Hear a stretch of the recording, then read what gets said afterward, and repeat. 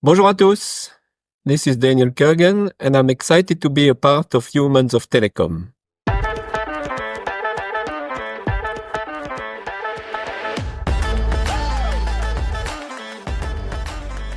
Hey everyone, a very warm welcome to Humans of Telecom, the Unplugged podcast. This is your host Anurag Aggarwal. As you all know, this is a platform where we dive deep into the fast-moving world of telecom, uncovering the personal journeys of industry leaders, innovators, and entrepreneurs. From inspiring successes to moments of reflection, these are stories which resonate with us all. And today's guest is one such person who has a really inspiring story to share with our listeners. With over 25 years of experience, this person has risen the ranks, starting his journey as an account manager, all the way to undertaking leadership positions such as CEO and chairman of some of the world's leading telecom organizations. While I thought such a high-performing individual would be a complete workaholic, my past interactions with him revealed that there is much more to him than what meets the eye, including interesting facets such as his love for playing competitive bridge, alpine skiing, tennis, and many other sports. A proud father of two amazing children, we hope that today's conversation allows us to get to know much more about the human side of this fantastic leader. So without further ado, let's hear it directly from him. Please join me in welcoming Daniel Kurgan, CEO at Arelion. Daniel, welcome to the show. Thank you so much for agreeing to be a part of this journey. We'd love to hear more about you. Which part of the world do you belong to?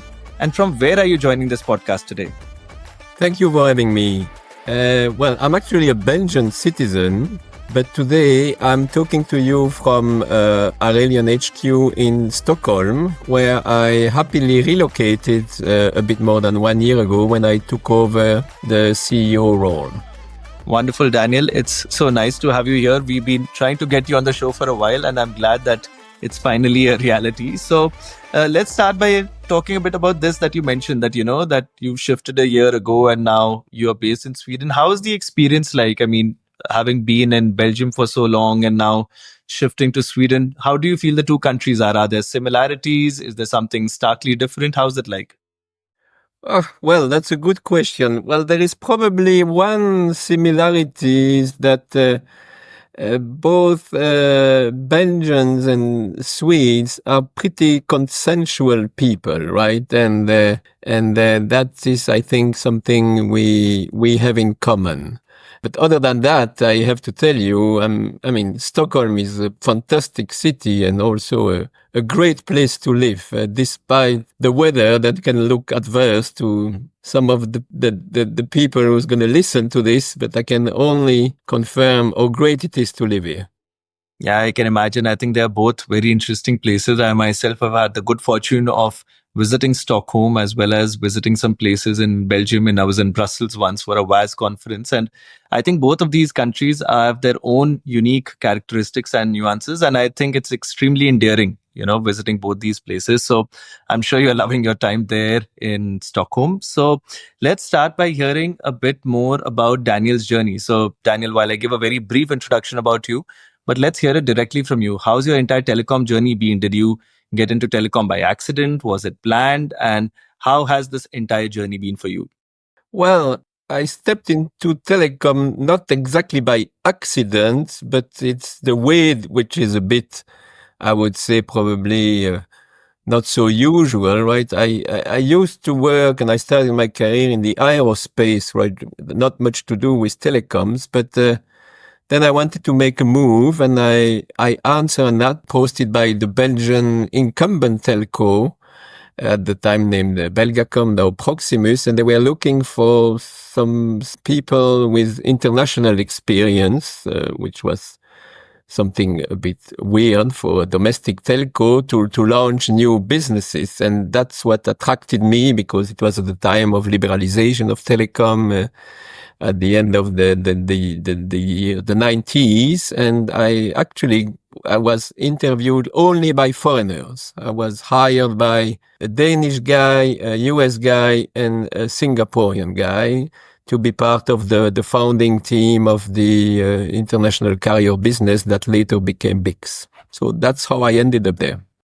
Wonderful. And post BICS, your journey till now in Arelion, and I know there have been other interesting organizations also which you've led. So, how has that journey been?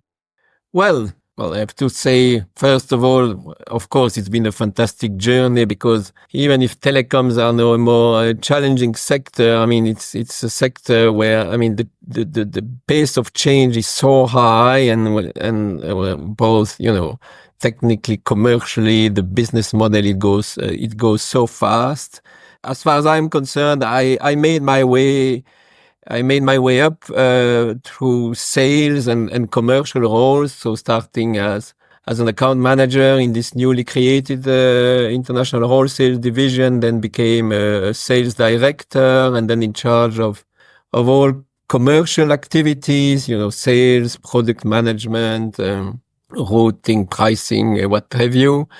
Marketing and then BICS was created and then I was appointed CEO in the middle of the year 2000. So that's how I made my way up. Wonderful. And in this entire journey, Daniel, are there any one or two extremely impactful or memorable moments that you would like to share with our listeners? Yes, well, probably two, of course. Well, when you are officially appointed as CEO of a sizable company, that can only be a memorable moment, right? So that is one of them, but probably another one, and I don't want to get into all the details of the business, but I'm sure many of you are familiar with BICS and the big story, but BICS was a JV of two telcos, Swisscom and Proximus, and then we welcomed the third partner in the JV, which is the largest South African telecom group, MTN. And I think when we signed that JV agreement after, long negotiation, this was really, a turning point for the company and a memorable moment for me as well, because, I was kind of leading that effort. And that has been really pivotal in the story of the company, but in my personal story as well. I can imagine. And I think in our organization, as in this entire industry, there is so much of a global flavor. And like you mentioned that, it's a JV between a Swiss company, a Belgian company, and an African group put together. So I can just imagine that this entire amalgamation brings so much of richness to our personal and professional lives that it really adds a lot of impact to us. So I can totally understand where you're coming from. Yes. All right. And now, Daniel, let's shift some gears and let's talk more about Daniel as a person. So let's talk with the human side of Daniel Kurgan. So, firstly, Daniel, while you've been around in the industry for over 2 decades now, and so many people all over the world know you, but if there is something which is slightly less known about Daniel or something very interesting that you'd like to share with our listeners, what would one facet about Daniel be? Well, something that people that are not close to me probably don't know is that I am a top level competitive bridge player, whereby I represented Belgium in the European Championship. I recently played, a top competition against, the best players in the world.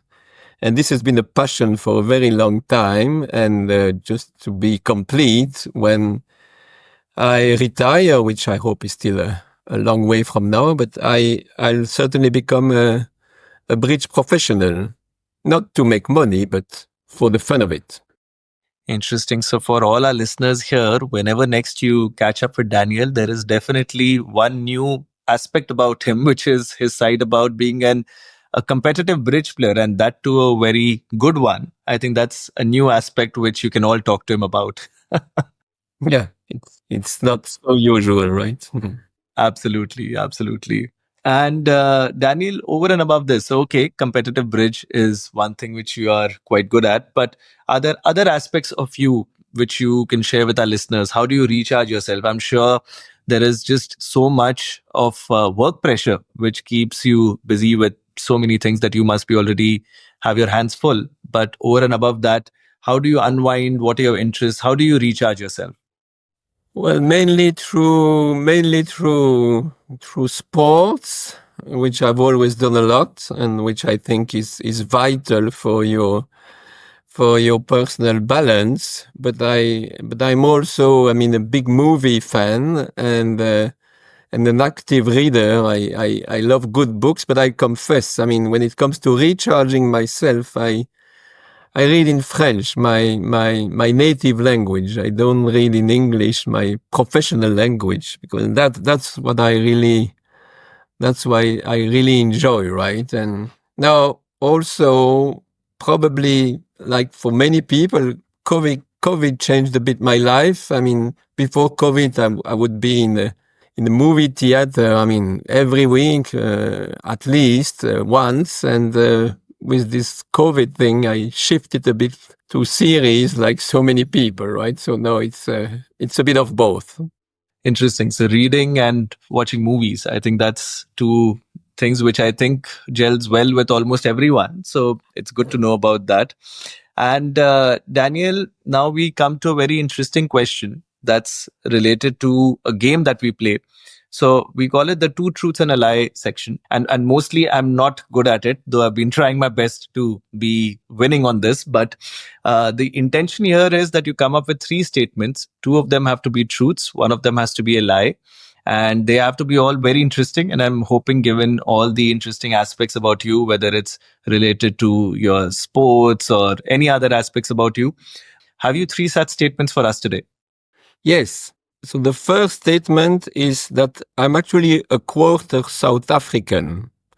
And you can see, by the way, that in South Africa, there are quite a few people with the same last name as mine. And so I still have a few cousins there that I had the chance to and the opportunity to visit on a pretty regular basis because I was traveling so much to South Africa during these MTN days.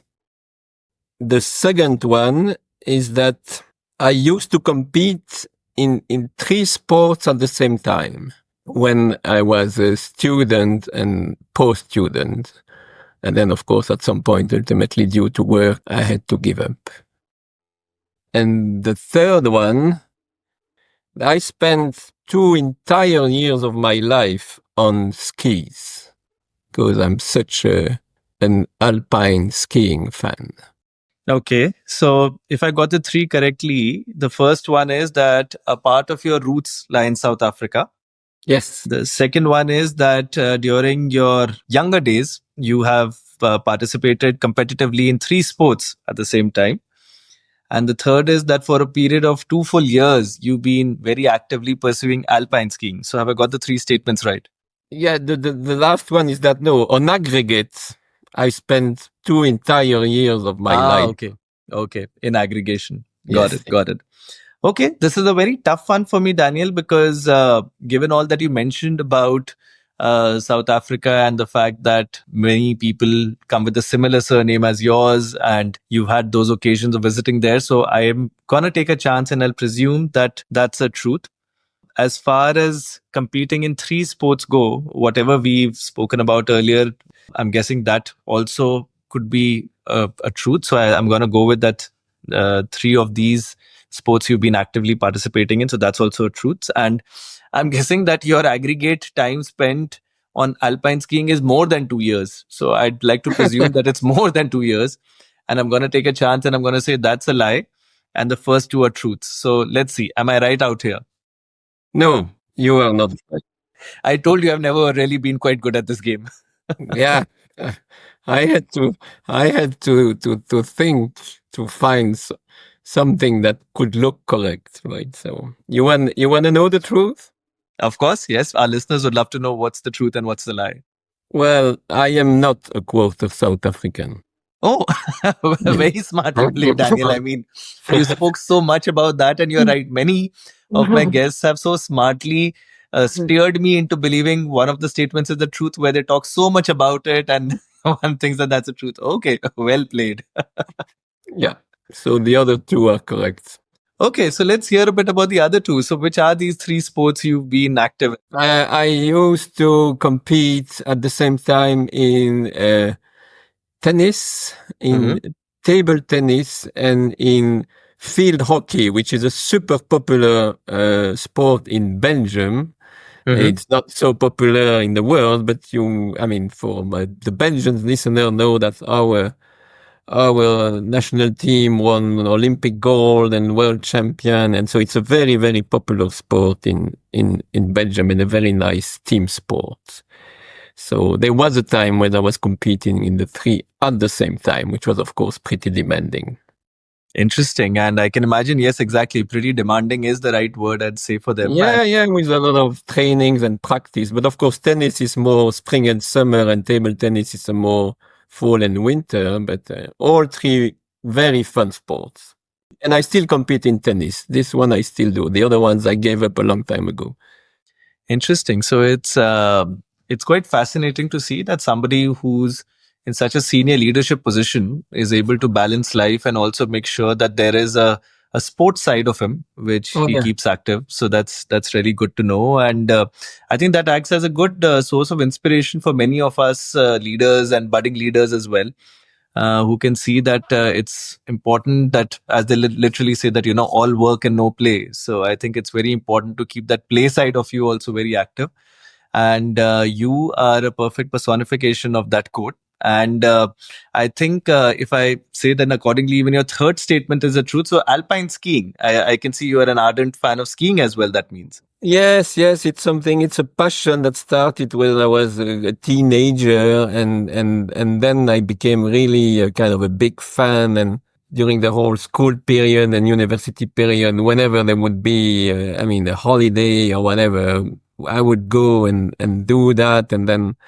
And then I initiated my family, my kids, and which means that now, of course, I'm a veteran, and so that's on aggregate, and it's also a passion I share with my brother, who has been living in another country for 25 years, and so we do it together, which is also great.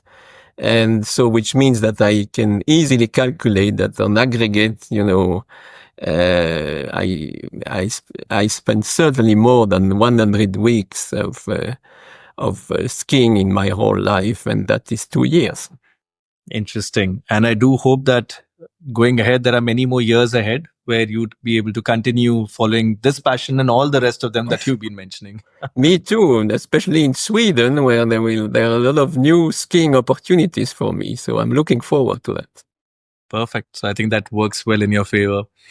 All right. So well played, Daniel. And you got me quite perfectly out there on this one. Okay. And the last question of this section, if there's one thing you could change about your life, what would that one thing be? It would be to have 48 hours in a day instead of 24. Because as you may have realized by now, there are so many things I like to do in life and that interest me, right? Sure thing is that I never get bored. And if I would have more hours in a day, well, of course, I would watch more movies, I would read more books, I would do more sports, but I would also take more time, I guess, investing in true personal relationships, not to meet people for the sake of meeting people, but just to invest more time and more of myself in true relationships. So that's what I would change. Perfect. I think that's, again, very well said. And I think we could all do with 48 hours in a day. The space of life, the way it's become. Yeah, I'm not the only one. I'm just answering the question. No, absolutely. And I think especially given the multifaceted interests that you pursue, I think one can just imagine that work just forms one smaller portion of your life where there is so many more interesting things you're doing. I can confirm that. Absolutely. Well said, Daniel. And while we are having a very interesting conversation, and I'm sure the listeners will agree to that, maybe we might have to bring you in again for a part 2 to hear more about stories of Daniel Kurgan. But for now, we are on to our final section and our signature question. What does being human mean to you? What sort of a human being would you want the world to remember you as? Well, of course, that's always, not tough, but it's personal. I guess a very key value for me is equality, including, of course, gender equality, right? I may be CEO here and have responsibilities and all of that, but well, at the end of the day, I find it very important that, all human beings are equal, right? And when I got off the office, I'm not the boss any longer, right? That's super important for me. And I would probably, what's also super important for me is freedom and freedom of speech. And, when the freedom stops when you hurt someone else. But freedom is absolutely key. And I would like probably to be remembered as a very open-minded person that respects all people and all convictions. Because these are really my core values. Totally get that, Daniel. And yes, I think when we take off our work hat, I think it's very important that a human hat also resonates well with people. And we are, and as you rightly said, even in your previous answer, that connect with people in a deeper manner rather than a very superficial relationship.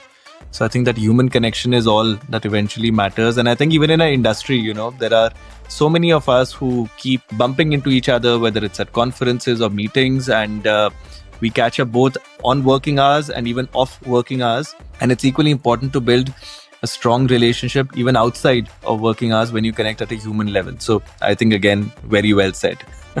Thank you.